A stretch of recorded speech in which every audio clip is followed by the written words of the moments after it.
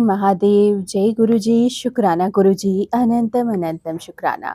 आइए संगत जी, गुरु जी की कृपा प्राप्त करते हैं और शिव पुराण के अगले अध्याय की तरफ चलते हैं, जिसमें आज हम जानेंगे कि भगवान रुद्र के ब्रह्मा जी के मुख से प्रकट होने का रहस्य, रुद्र के महामहिम स्वरूप का वर्णन, उनके द्वारा रुद्र गणों की सृष्टि करना तथा ब्रह्मा जी के रोकने से उनका सृष्टि से विरत हो जाना।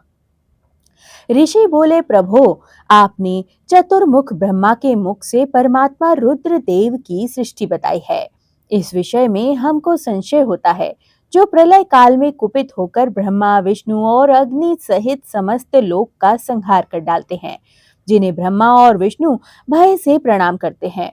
जिन लोक संहारकारी माहेश्वर के वश में दोनों सदा ही रहते हैं, जिन महादेव जी ने पूर्व काल में ब्रह्मा और विष्णु को अपने शरीर से प्रकट किया था, जो प्रभु सदा ही उन दोनों के योग क्षेम का निर्वाह करने वाले हैं, वे आदि देव पुरातन पुरुष भगवान रुद्र अव्यक्त जन्मा ब्रह्मा के पुत्र कैसे हो गए।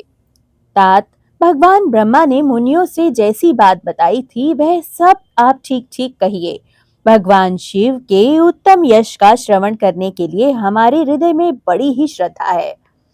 वायु देवता ने कहा, ब्राह्मणों, तुम सब लोग जिज्ञासा में कुशल हो, अतः तुमने यह बहुत ही उत्तम प्रश्न किया है। मैंने भी पूर्व काल में पितामह ब्रह्मा जी के समक्ष यही प्रश्न रखा था। उसके उत्तर में पितामह ने मुझसे जो कुछ भी कहा था वह मैं तुम्हें बताऊंगा। जैसे रुद्रदेव उत्पन्न हुए और फिर जिस प्रकार ब्रह्मा और विष्णु की परस्पर उत्पत्ति हुई, वह सब मैंने जो सुना है वह विषय तुम्हें सुना रहा हूँ। ब्रह्मा, विष्णु और रुद्र तीनों की कारण आत्मा हैं।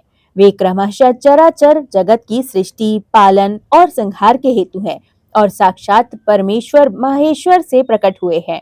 उनमें परम ऐश्वर्य विद्यमान है। वे परमेश्वर से भावित और उनकी शक्ति से अधिष्ठित हो सदा उनके कार्य करने में समर्थ होते हैं। पूर्व काल में पिता महेश्वर ने ही उन तीनों को तीन कर्मों में नियुक्त किया था। ब्रह्मा की सृष्टि कार्य में, विष्णु की रक्षा कार्य में और रुद्र के संहार कार्य में नियुक्ति की गई थी।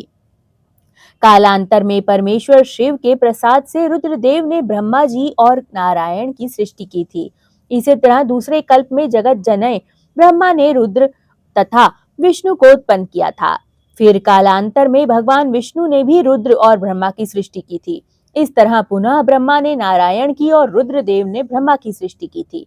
इस प्रकार विभिन्न कल्पों में ब्रह्मा, विष्णु और माहेश्वर परस्पर उत्पन्न होते हैं और एक दूसरे का हित चाहते हैं। उन कल्पों के वृत्तांत को लेकर महर्षि गण उनके प्रभाव का वर्णन किया करते हैं। प्रत्येक कल्प में भगवान रुद्रदेव का आविर्भाव का जो कारण है उसे बता रहा हूँ। उन्हीं के प्रादुर्भाव से ब्रह्मा जी की सृष्टि का प्रवाह अवांछित रूप से चलता रहता है। ब्रह्मांड से उत्पन्न होने वाले ब्रह्मा प्रत्येक कल्प में प्रजा की सृष्टि करके प्राणियों की वृद्धि न होने से जब अत्यंत दुखी हो मूर्छित होते हैं, तब उनके दुख की शांति और प्रजा वर्ग की वृद्धि के लिए उन कल्पों में रुद्रदेव के स्वामी काल स्वरूप नील लोहित माहेश्वर रुद्र अपने कारणभूत परमेश्वर की आज्ञा से ब्रह्मा जी के पुत्र होकर उन पर अनुग्रह करते हैं। वे ही तेजो राशि, अनामय, अनादि, अनंत, आधा, दाता, भूत संहारक और सर्वव्यापी भगवान ईश परमेश्वर ऐश्वर्य हैं। संयुक्त परमेश्वर से भावित और उन सदा उन्हीं की शक्ति से अधिष्ठित हो उन्हीं के चिन्ह धारण करते हैं। उन्हीं के नाम से प्रसिद्ध हो उन्हीं के समान रूप धारण करके कार्य करने में समर्थ होते हैं। इनका सारा व्यवहार उन्हीं परमेश्वर के समान होता है। ये उनकी आज्ञा के पालक हैं। सहस्त्रों सूर्यों के समान उनका तेज है। वे अर्धचंद्र को आभूषण से रूप में धारण करते हैं। उनके हार, बाजूबंद और कड़े सर्पमय हैं। वे मुंज की मेखला धारण करते हैं, जलंधर, विरिच और इंद्र की सेवा में खड़े रहते हैं तथा हाथ में कपाल खंड उनकी शोभा बढ़ाता है। गंगा की ऊंची तरंगों से उनके पिंग वर्ण वाले केश और मुख भीगे रहते हैं।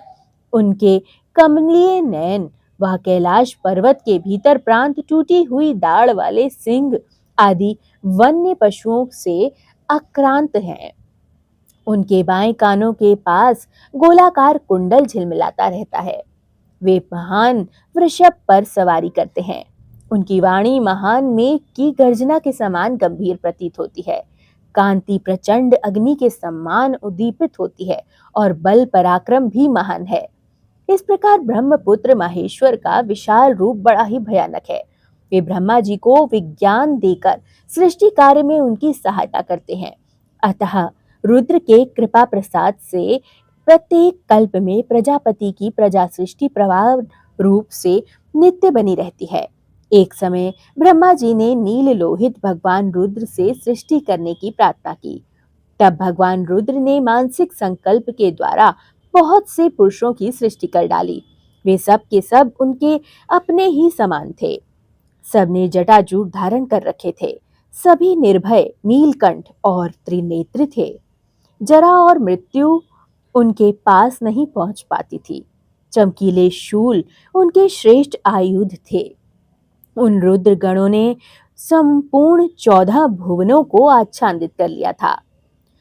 उन विविध रुद्रों को देखकर पितामह ने रुद्रदेव से कहा, देव देवेश्वर आपको नमस्कार है। आप ऐसी प्रजाओं की सृष्टि न कीजिए।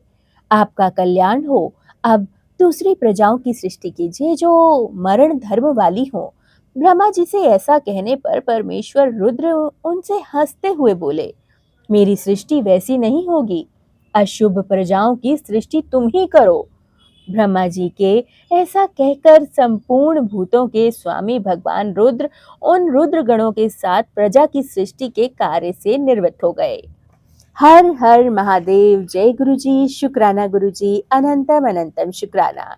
हे महादेव, आपसे मेरी यही प्रार्थना है, हाथ जोड़कर प्रार्थना है कि जिस जिस जगह ये महादिव्य शिव पुराण पाठ को पढ़ा और सुना जाए, उस घर में कभी किसी तरह का संकट आपदा न मंडराए। वहां सदा माँ लक्ष्मी और आपकी कृपा बरसती रहे।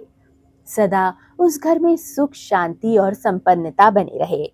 उस घर के पितरों को भी संतुष्ट स्थान प्राप्त हो। शुक्राना गुरु जी।